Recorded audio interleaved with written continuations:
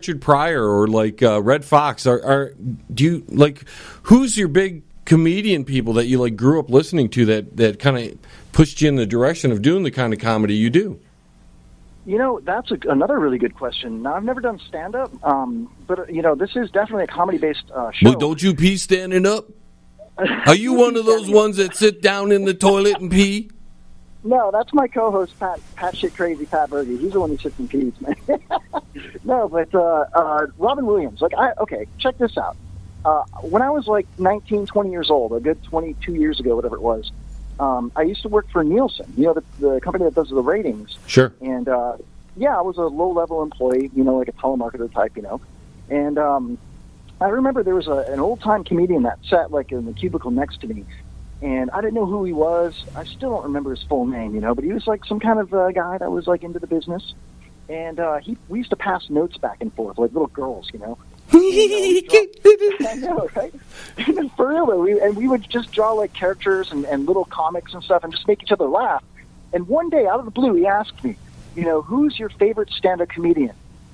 And I didn't know, like, if he was trying to test me to think, is this guy cool or not?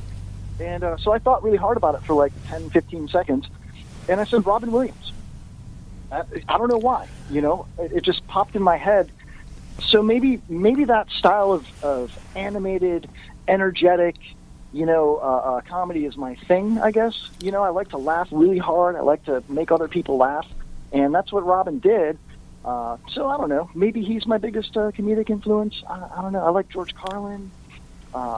I'm kind of a mix between political humor and some of the silly stuff. You know what I mean? That slapstick, just like stuff that you wouldn't even think of, and then boom, it hits you, He did a lot of voices and impersonation type stuff. Do you do any of that?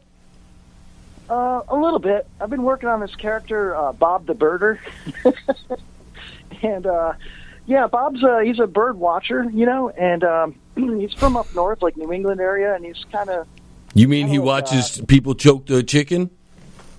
He doesn't watch people choke their chicken, specifically little boys, Like, oh, hi, I'm Bob, and I like to watch little boys just running around. I take their pictures. No, he likes little boys and their chicken.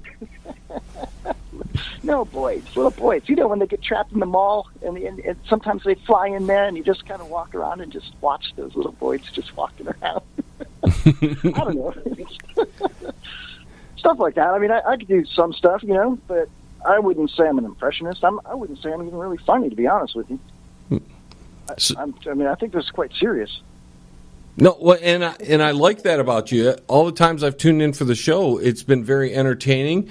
And sure, we all go off the deep end sometimes, but you seem to be very comfortable behind the mic.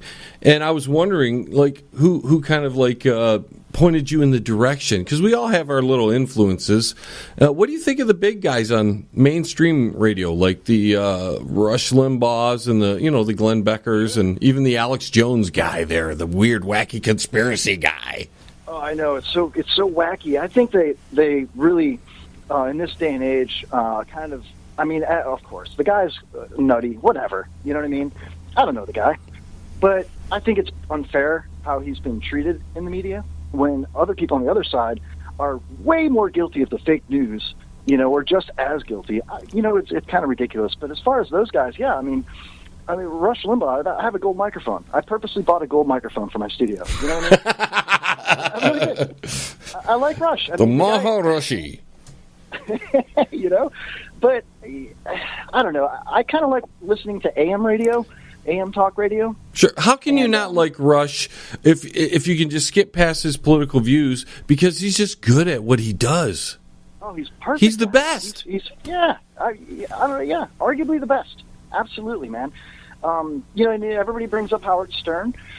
Yeah, but that's a whole different genre, and he's might be the best there. Yeah, well, probably. Yeah, it probably is. You know what I mean? Very influential, too. A lot of people try to do their internet shows, their podcasts, like Howard would. Every once in a while, you'll stumble across a show that's set up like that. And I'm kind of proud to say that ours is kind of like that.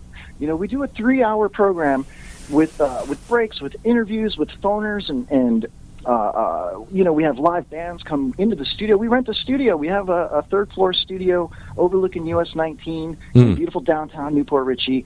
And it's cool because when you have a guest show up in the studio to play a song and promote their album or talk about their comedy, they're looking out the window and they're watching the 6-lane highway out there. And it's kind of like, a special feeling like they're actually at they're participating in something. You know what I mean? Yeah. And that's why we do it.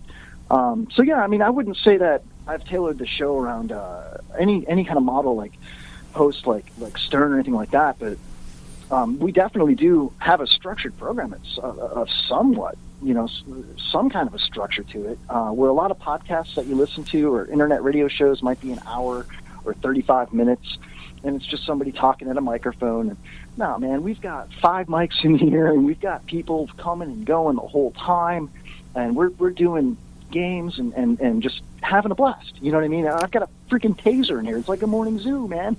That's what I found adds some good dimension to the show, is if you just don't sit here and have one person talking. And unfortunately, if you don't count Shady and all the other guys there, it is one guy behind the mic. So it's fun to have Shady and the other guys join in because it adds a little diversity, and then games like Drop It Like a Deuce and other things that I do really add to the show. So I understand where you're coming from.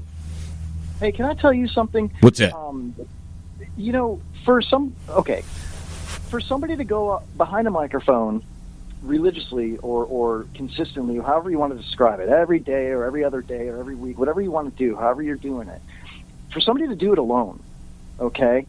When there's been plenty of times for me personally where, like my friend Pat can't come in because he's riding a Harley and there's a freaking hurricane out there, And I'm like, dude, don't even make the trip. Just stay home, be safe, And so, okay, I'm going to be alone for 3 hours.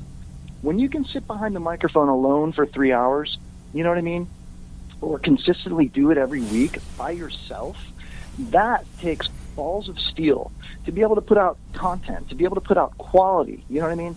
And I'm not saying I'm putting out content or quality. I'm just saying for someone to do that, they have balls of steel. And to put in the time and the effort to do the show prep, to structure something, I mean, that it's not just somebody talking into their cell phone like the old podcast days, or having 3 guys sitting around a table with beer steins and an iPod or whatever it was back like then. Blog Talk Radio and all that, those early days you're talking about? Yeah, sort of, I guess. But, I think it takes a special person to build up the courage to go behind that microphone. All the stupidity. When you're talking about John, it's stupidity. Go easy, Shady. Come on, man. The guy's good. Have you seen his hair? It's beautiful. Come on. It's long flowing locks. That's funny you say that, because just today I was driving home and I had my hair down out after work, and some guy starts beeping at me. So I just give him the wave, so he drives by, and then he sees the Mr. Goatee guy, a fat guy, looking at him like, "Hi, buddy." Whoa. Pump the brakes. I mean, that's like a bait and switch. It's awesome.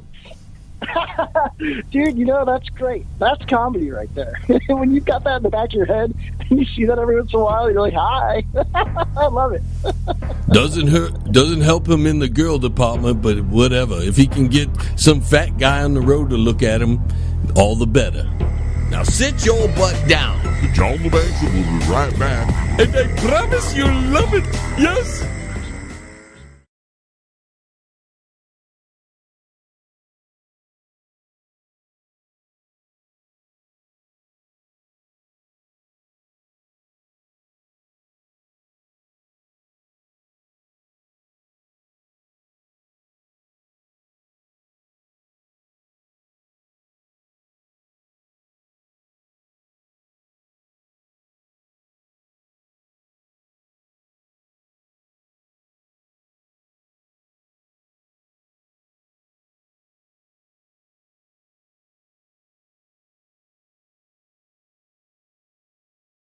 Hey, man, it's at the bottom of the hour, man. Do you know where your kids are, man?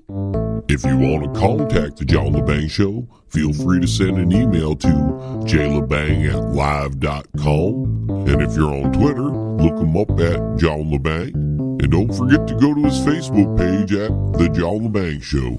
Now here's John. So what have you been talking about on the show these past week? What's the big topics?